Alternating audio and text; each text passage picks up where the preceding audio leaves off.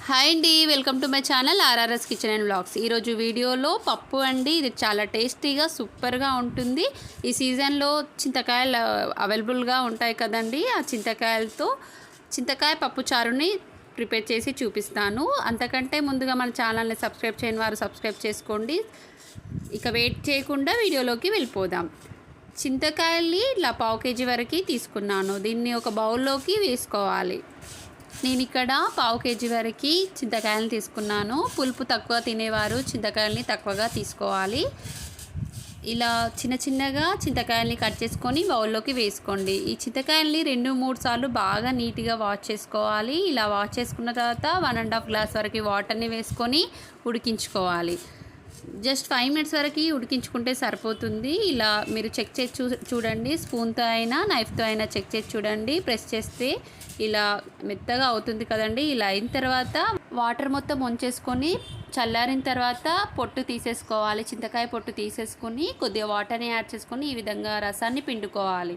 ఇప్పుడు చింతకాయ పప్పుచారుకి కావాల్సిన ఇంగ్రీడియంట్స్ నేను ఇక్కడ 2 చిన్న మీడియం సైజ్ ఉల్లిపాయల్ని తీసుకున్నాను. ఇలా చిన్నగా స్లైసెస్గా కట్ చేసుకోండి. ఒక టమాటోని ఇలా పీసెస్గా కట్ చేసుకోవాలి. 7 to 9 వరకు పచ్చిమిర్చిని ఇలా స్లైసెస్గా కట్ చేసుకోండి. కొత్తిమీర కరివేపాకుని కడిగి కట్ చేసుకొని పక్కకు పెట్టుకోండి. ప్రెషర్ కుక్కర్ని తీసుకోవాలి. ఇందులో 1 కప్పు వరకు కందిపప్పును తీసుకోండి. కందిపప్పును 2-3 సార్లు బాగా వాష్ చేసుకున్న తర్వాత ఇందులో 1 కప్పు కందిపప్పుకు 2 కప్పుల వరకు వాటర్ని వేసుకోండి. ఇందులో 1/2 టేబుల్ స్పూన్ వరకు పసుపు, 1/2 టేబుల్ స్పూన్ వరకు జీలకర్రని వేసుకొని మూత పెట్టుకొని మంటను మీడియం ఫ్లేమ్లో పెట్టుకొని 4 విజిల్స్ వచ్చేంత వరకు ఉడికించుకోవాలి. ఇలా మెత్తగా ఉడికించుకున్న దాంట్లో 1/2 గ్లాస్ వరకు వాటర్ని యాడ్ చేసుకొని ఈ విధంగా పల్చగా చేసుకొని ఈ పప్పుని పక్కకు పెట్టుకుందాం. స్టవ్ ఆన్ చేసుకొని ప్యాన్ పెట్టుకోవాలి. ఇందులో ఆయిల్ని వేసుకోవాలి. నేను ఇక్కడ 4 టేబుల్ స్పూన్ వరకు ఆయిల్ని వేస్తున్నాను.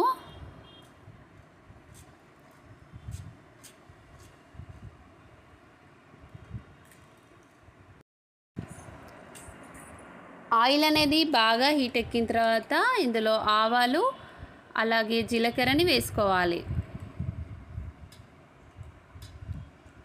1/2 టేబుల్ స్పూన్ వరకు ఆవాలు జీలకర్రని వేసుకోండి. ఇందులోనే పచ్చిమిర్చి కట్ చేసుకొని పెట్టుకున్నాం కదండి, అది ఇందులో వేసేసుకోవాలి. లైట్గా కలర్ చేంజ్ అయ్యేంత వరకు పచ్చిమిర్చిని ఫ్రై చేసుకోండి. ఇక్కడ 1/2 టేబుల్ స్పూన్ వరకు జీలకర్ర, వెల్లుల్లి రెబ్బలు 7 to 8 వరకు తీసుకొని ఇలా కచ్చాపచ్చాగా దంచుకొని వేసుకోండి. ఇవి లైట్గా వేగిన తర్వాత ఉల్లిపాయ ముక్కల్ని వేసేసుకోవాలి. ఇలా ఉల్లిపాయ ముక్కలు వేసిన తర్వాత కరివేపాకు వేసుకొని మంటని మీడియం ఫ్లేమ్లో పెట్టుకొని ఫ్రై చేసుకోండి.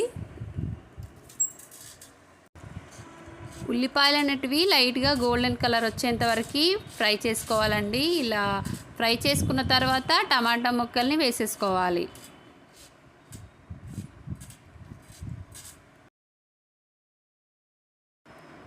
ఇందులో 1/2 టేబుల్ స్పూన్ వరకు పసుపుని వేసుకోండి. నోటికి పుల్లగా తినాలనిపించినప్పుడు ఈ చింతకాయలతో ఈ పప్పుచారు చేసుకొని తినేయండి. చాలా అంటే చాలా బాగుంటుంది. ఈ సీజన్లో అవైలబుల్గా ఉంటుంది కదండి. మీకు తప్పక ట్రై చేయండి ఈ రెసిపీని. ఎండుమిర్చిని 4 వరకు ఈ విధంగా స్లైసెస్గా కట్ చేసుకొని వేసేసుకోవాలి.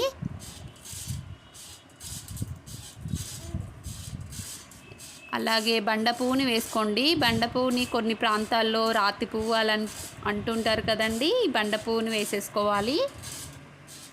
ఇలా మూత పెట్టుకొని ఒక 2 మినిట్స్ వరకు ఉడికించుకోవాలి.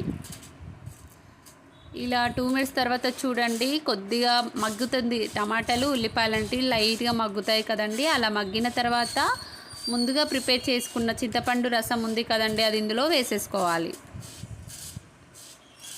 ఇలా వేసుకున్న తర్వాత టేస్ట్కి సరిపడంత సాల్ట్ని యాడ్ చేసుకోవాలి. నేను ఇక్కడ 1.5 టేబుల్ స్పూన్ వరకు సాల్ట్ని వేసుకుంటున్నాను.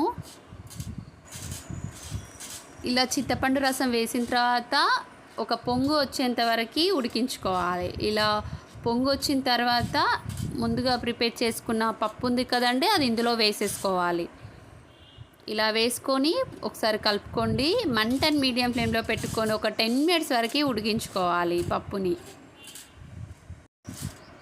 10 మినిట్స్ తర్వాత స్టవ్ ఆఫ్ చేసేసుకోండి. ఇలా కొత్తిమీరని చిన్న చిన్నగా కట్ చేసుకొని వేసేసుకోవాలి. అంతే అండి, చింతకాయ పప్పుచారు అనేది రెడీ అవుతుంది. మీకు కనుక ఈ వీడియో నచ్చిందని అనుకుంటున్నాను. నచ్చితే మీ ఫ్రెండ్స్కి, మీ రిలేటివ్స్కి షేర్ చేయండి. మీకు కనుక ఈ వీడియో ట్రై చేసిన తర్వాత ఏ విధంగా కుదిరిందో నాకు కామెంట్లో తెలియజేయండి.